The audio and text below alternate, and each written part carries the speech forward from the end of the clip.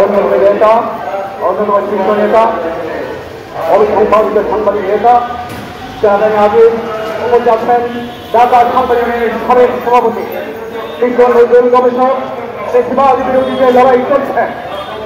দেখা যাবে বুদ্ধিজীবীদের সেই লড়াইয়ের অন্যতম অগ্রহায়ক কবি আব্দুল সিদ্দার উপস্থিত আছেন ঢাকা সাংবাদিক ইউনিয়নের সুযোগ্য সভাপতি আন্দোলন সংগ্রামের নেতা মোহাম্মদ শহীদুল ইসলাম, ঢাকা সাংবাদিক ইউনিয়নের সুযোগ্য সাধারণ সম্পাদক আন্দোলন সংগ্রামের নেতা জনাব খুরশিদ আলম, জাতীয় প্রেস ক্লাবের সাবেক সাধারণ সম্পাদক সৈয়দ আব্দুল আহমেদ সহ সম্মানিত সাংবাদিক নেতৃবৃন্দ, সুধীবৃন্দ, আসসালামু আলাইকুম। আজকে আমরা অত্যন্ত বেদনার্থ। আমরা এখানে যখন দাঁড়িয়ে বক্তব্য দিচ্ছি, বাংলার ঘরে ঘরে আজকে সুখের মাতম, আজকে চট্টগ্রামে সুখের মাতম, রংপুরে সুখের মাতম, ঢাকায় সুখের মাতম, সুখের মাতম সারা দেশে। শহীদ তাজা প্রাণকে এসএসি সরকার গুলি করে হত্যা করেছে। সারা বাংলাদেশের অসংখ্য ছাত্রদেরকে তারা আজকে আহত করেছে, মৃত্যুর সাথে লড়ছে। আজকে মেডিকেলে কমপক্ষে 500 বেশি ছাত্র।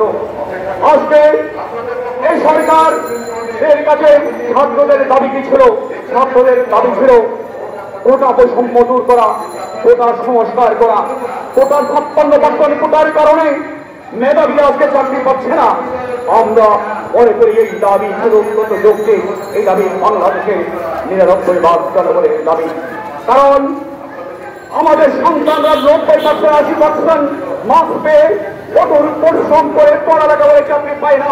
40 পাস পেয়ে বিভিন্ন কোটায় তারা চাকরি পেয়ে যায়।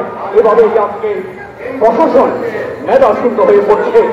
আমাদের সন্তানরা সেই যৌক্তিক দাবি নিয়ে মাঠে নেমে দিল।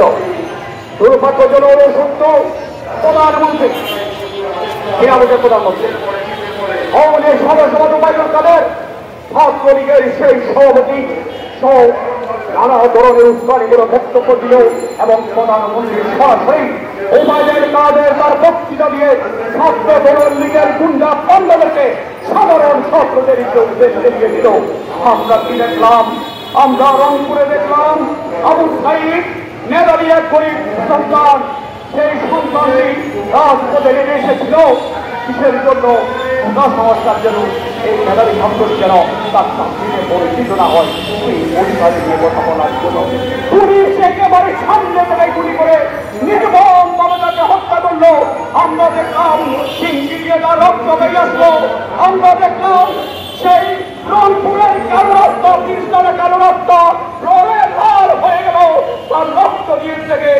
সেই আমাদেরকে এই আন্দোলন, এই স্বৈরাচারী সরকারের এই নিপীড়ন, সে বার্নের ভাষান্তরণ 69-এর সেই করা বুদ্ধানের কথাই স্মরণ করিয়ে দেয়। আমি দেখলাম ঢাকা বিশ্ববিদ্যালয়ে আমাদের সেই নিরীহ বোনদেরকে কিভাবে ছাত্রলীগের গুন্ডারা পিটালো। এটা কি সভ্য রাষ্ট্র? কোন রাষ্ট্রে আজকে আমরা বসবাস করছি? এই সকল খুনের তাই দায়িত্ব একমাত্র শেখ হাসিনার। তার নির্দেশে আজকে বাংলা মায়ের ছাত্রদের মুখ যাত্রা করে দেওয়া হচ্ছে। অসংখ্য ভাই বোনের রক্তেই আজকে বাংলা রঞ্জিত একমাত্র শেখ হাসিনার নির্দেশে। আমরা মনে করি যে বাংলাকে বাঁচাতে হলে শেখ হাসিনার পদত্যাগ ছাড়া আর কোন পথ আমাদের সামনে নেই। শেখ হাসিনার পদত্যাগের মধ্য দিয়ে একমাত্র সমাধান। আজকে বাংলার মানুষ যারা আছেন, অভিভাবক যারা আছেন, তাদেরকে বলি, আমার ছোট ছোট কলেজের ভাইদেরকে যখন মারে, বোনদেরকে যখন মারে, গুলি করে বুক যাত্রা করে দেয়, আমাদের বুক ফেটে যায়। আমরা সেটা সহ্য করতে পারি না। আপনার সন্তানদের মাঝে, আমার সন্তানদের মাঝে, আপনার প্রতিবেশী সন্তানদেরকে মাঝে এই আন্দোলন যদি যৌক্তিক হয়, আমি বাংলার অভিভাবকদের বলবো, আসন নির্বাচন আমরা প্রতিশোধ দিতে চাই, স্বৈরাচারকে উৎখাত করতে করে। আজকে সারা বাংলাদেশে যে গণজাগরণ তৈরি হয়েছে, সারা বাংলাদেশে যে ছাত্র উত্থান তৈরি হয়েছে, এটা এক অভূতপূর্ব উত্থান।